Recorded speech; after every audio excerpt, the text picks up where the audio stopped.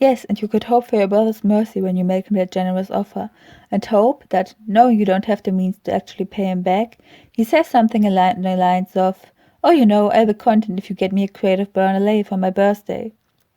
Mr. Full put tea into our mugs and almost teared up when he said, "And you really think he would say that?" "Yes," I answered, and meant it.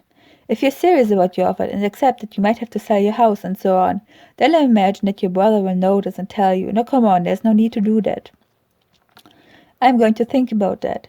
He sat down at the table with a pensive expression, while the three of us put sugar cubes into our tea and began slurping at our mugs. We didn't particularly feel like drinking tea, and would have preferred a bottle of Bernalay ourselves, but at least we had something to do while the man kept silent. He was lost in thought and kept turning around the teapot while he considered what I'd said. And finally I understood. The teapot wasn't right. Its illustrated side had been facing away from us this whole time, and now I saw the drawing of the missing elephant. It really looked quite adorable. In fact, it was the funniest elephant I'd ever seen. "Where'd you get that nice pot from?" I asked, as innocently as I could, and still unable to fully hide my excitement. Now that I'd brought attention to it, kind Louise noticed the elephant as well. They were smart enough to keep quiet about it, even though their eyes turned large as saucers. "Oh," said Mr. Full, even though he had yet to re-emerge from his thoughts. "I told you about a walk I went on a few nights ago, didn't I?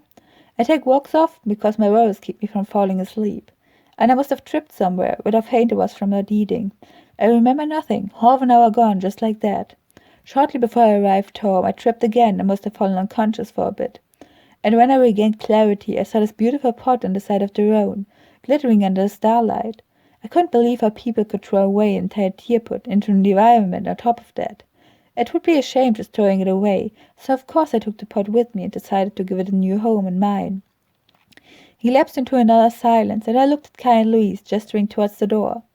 "My dad's probably worrying why we're not home yet. Thank you and Micah for saving us from the hovel. We can take her with us if you don't want to go back yourself." "Sure you can. Ziegler should be returning this afternoon. They're distant relatives of mine, you know." "If you should be home by now, it's probably most sensible to get going," said Mr. Full. He gave Bubblegum another cube of sugar and then sank into the armchair that Louise had vacated by now. Lost in thought, he even closed his eyes. Maybe there was a conversation between him and his brother playing over his mind. We took Bubblegum's hand and Micah's leash and quietly left the small house. We said nothing, as if it was an old habit, until we were out of earshot. I froze a little in just my undershirt, but the sun was shining pleasantly, and it wasn't too bad as soon as we emerged from the shadow of the trees. Kai whistled through his teeth. "Who would have thought that?" he said.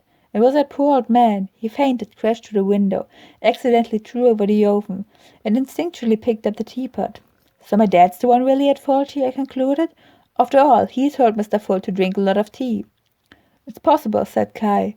"He was still only half conscious on his way home, fainted again, and the teapot rolled into the grass. Then after he wakes up fully, he sees the teapot next to him, and thinks it's just another mindlessly thrown away object. He has no idea he was the one to take it in the first place. He probably hasn't even heard about the break-in in the porcelain store. It's not exactly on his way, anyway.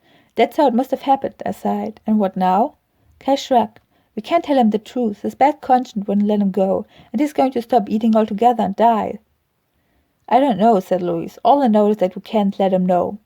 I sighed even louder. "All right, then there's only one solution.